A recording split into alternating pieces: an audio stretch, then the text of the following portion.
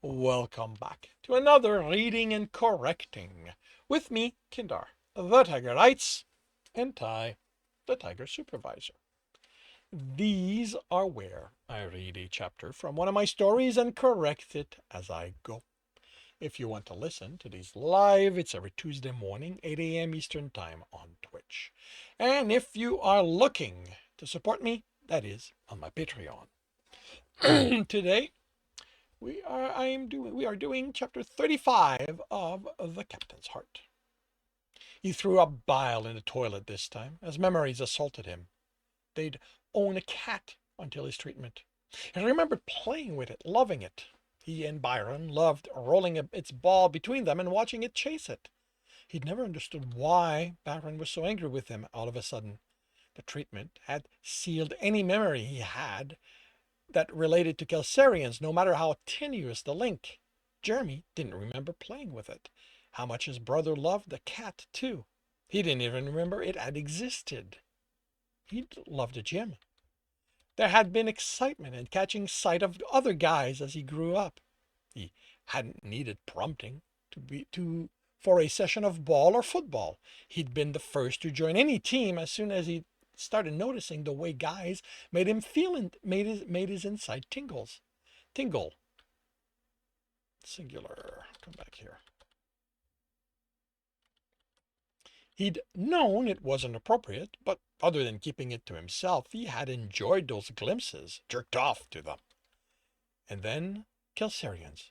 Lean muscles, fur teeth, claws, ferocity and tenderness, savagery and ravaging. How many of his dreams had been filled with him taken by one of them? If his stomach didn't feel about to heave again, he might laugh. His father had been pissed at one picture of a naked Kelsirian, one of him in a sexual position with one of them. If he'd known how many other Jeremy had drawn, how explicit they were, who knew what his father might have done if he'd known? Who knew what his father might have done then? He found them afterward, found out how deeply Jeremy's depravity ran, but hadn't been able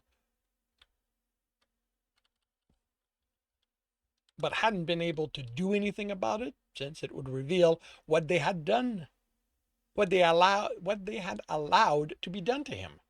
Someone had to have sanitized his room because there had been no drawings left in it. Drawing. The joy of the pencil touching the page and discovering what it would do. They'd stolen that from him. Had they planned on it turning technical? Or had Jeremy simply been fortunate that a spark of creativity had survived what they'd done? What kind of man would he have been if it hadn't been there? What kind of life would that have been? It's all right, someone said, the R rolling slightly. He became aware of someone keeping him from falling into the bowl since he had no strength left. Drink. He looked at the glass and almost protested, but tasted the bile and vomit on his tongue. He swished the water around and spit it until the taste was more memory than real. He tried to sit back, and Querick helped him, leaning him against the wall. Oh, why? Jeremy asked, and couldn't voice all the variations of the answers he sought. I can't tell you why your people would do this to you, or others, the Kelsirian said, sitting on the floor opposite him. Until you, I was not aware this was done. The emotion stretched the pants over the crotch, and Jeremy found himself looking at the bulge. Bulge! Bah! He looked away as his stomach protested, but instead of visualizing the box, he told it to shut up. He hadn't looked away because of anything wrong with looking at a man's crotch, but because it wasn't polite. Others? Anything not to focus on how he felt. I have sensed others with a similar effect to their mind, but none as strong as yours. I do not know why you have been targeted. The commander. Jeremy spat. He's got to know about this, probably why it was done, too. He'd do whatever he needed. He'd do whatever he needs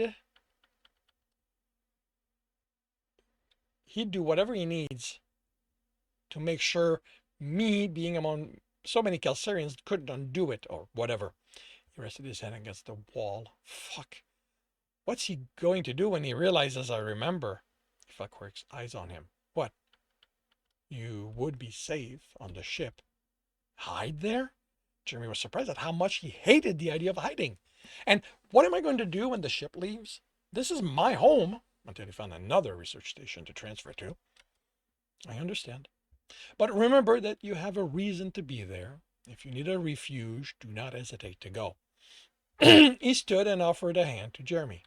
His stomach protested at the idea of taking it, of feeling another man's skin against his, of a Kelsirian's touching him. You know what? you now know. You now know what was done to you, Kelsirian said, while Jeremy tried to puzzle out why he felt this way. But it did not undo the mental programming they instilled.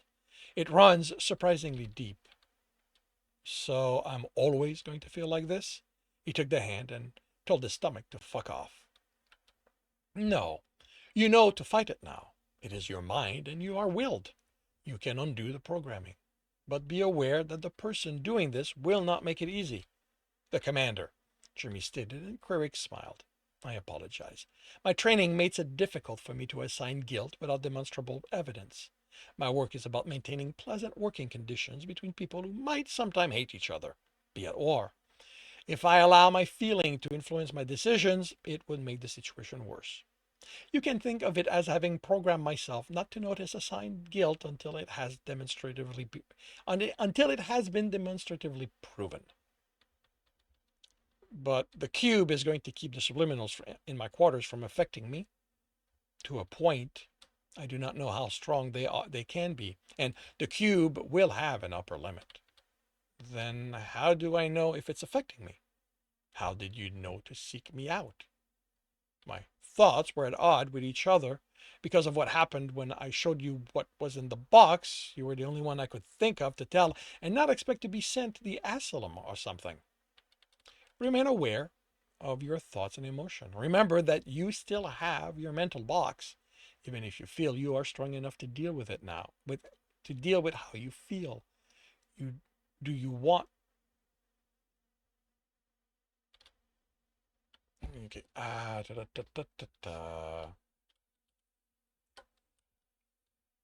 need a. I need a break. I need to distance those two phrases.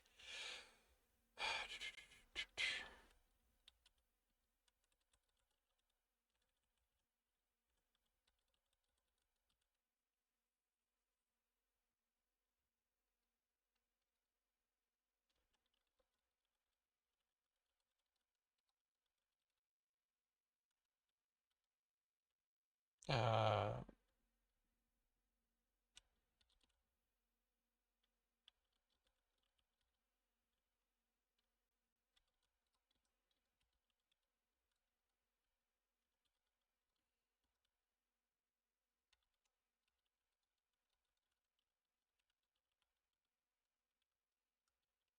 all right.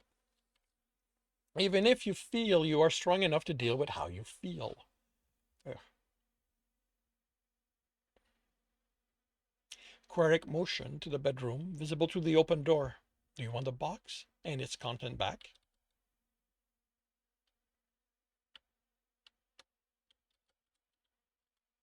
The thought of looking through those drawings tantalized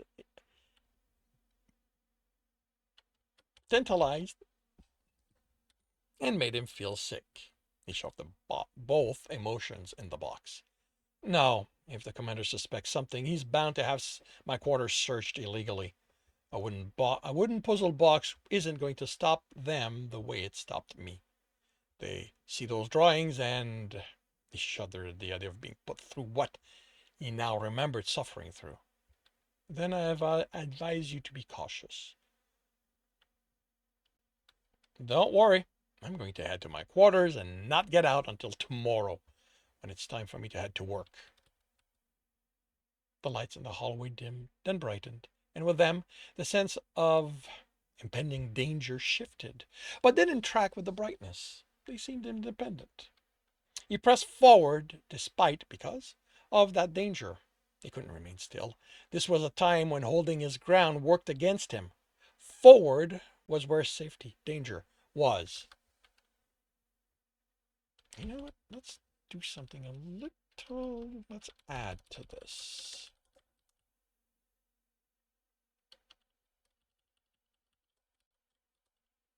The protest intensified when he stepped among the trees, calling him back, urging him to return to all that he knew, for things to be unchanged. Too late for that. The banners were as still as the air, and it struck him as odd, as if someone had turned off life support in an effort to keep them from urging him forward. But he no longer needed their encouragement. He wanted to brave whatever lay ahead. Danger or not, he wanted to. He parted the banners and froze, looking at the being standing in the center of the clearing. Tall, lean muscle under tan fur, sharp teeth, claws, gold eyes. See? Danger. He ignored the voice and took more of him in. There was caring in those eyes, playfulness. The trim mane, short at the side, made Jeremy think of someone rebelling. The cock was plump, inviting, the balls heavy, ready to wrong. His mouth was dry. Something was stalking him, wanting to hurt him. Yes, return. There is safety.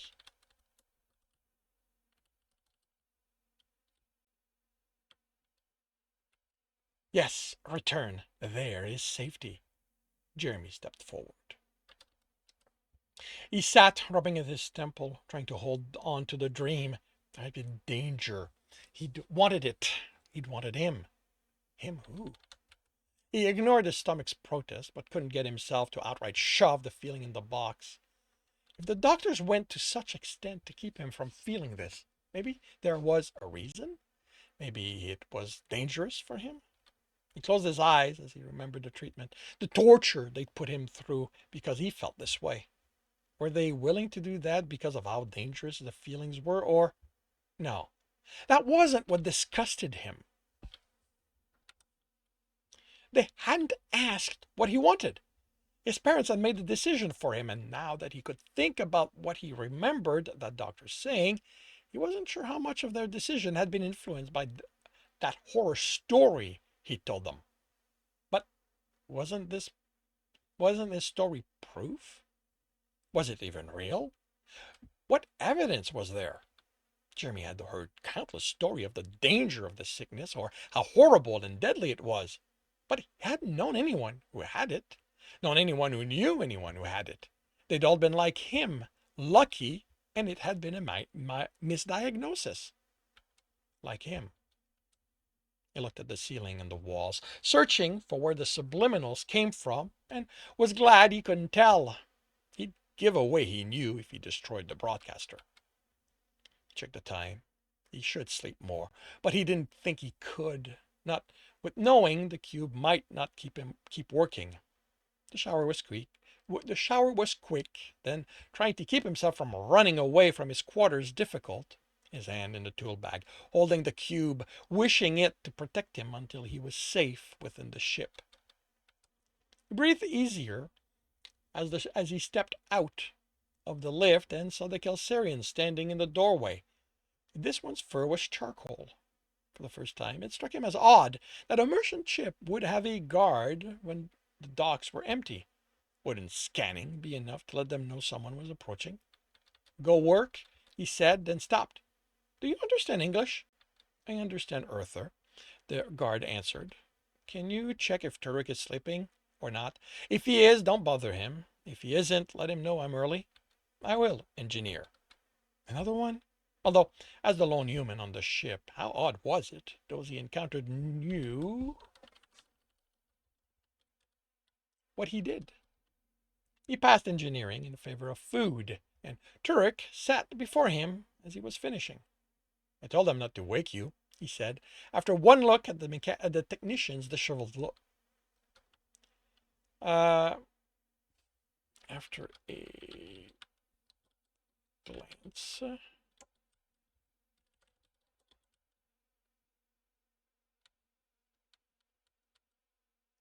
For a glance at the technician's disheveled look. I am your technician. You need my assistance translating. I'm sure I can find another tech to translate if I need reference material. He wiped what was left of the sauce in the small bowl and paused, his fingers nearly to his lip. What? Turek searched the tray while Jeremy licked the sauce off his finger. I can get you more meat, or you can leave the remnants. No one will complain. It's good. It's like cinnamon, but hotter.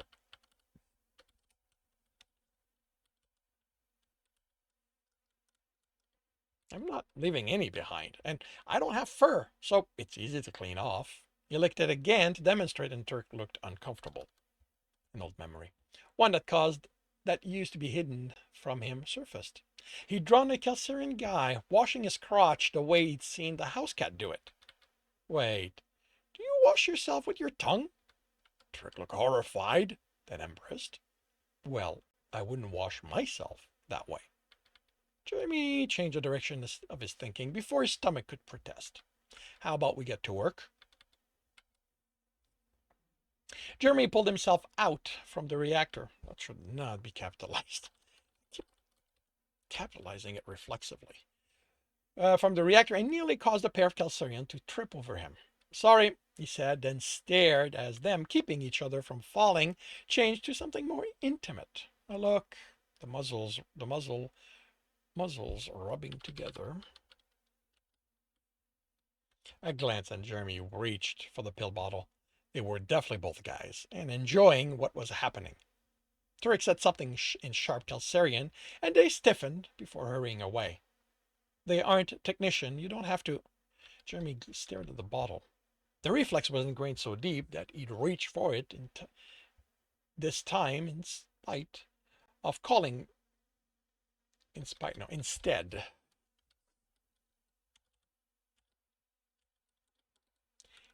of calling up the box, even knowing there was nothing wrong with them. Nothing wrong with man enjoying man, period. He'd still reached for his medicine to calm his stomach. He stared at this too long name for him to ever remember. Only there was nothing wrong with his stomach. It was a programmed response to him to man getting to him. He turned it, searching the label for more information, but the only thing there was the name, the dosage, and the doctor who had prescribed them. Jeremy? Do we have a chemical analyzer? What did these actually do? Engineer does not have one. Jimmy stood. Where can I find one? Medical would have those? Life research? Can you take me to either? Turek looked about to protest, then took his tablet, hesitated, and put it away. Follow me. And that concludes Chapter 35 of The Captain's Heart. If you are enjoying this, please leave a like. If you want to know when the next chapter is going to be up, subscribe and hit the bell. If you want to read the story, it's available on Ream Story. If you want to listen to these live, it's every Tuesday morning, 8 a.m. Eastern Time on Twitch. Links are in the notes, and with that, I shall wish you a good day.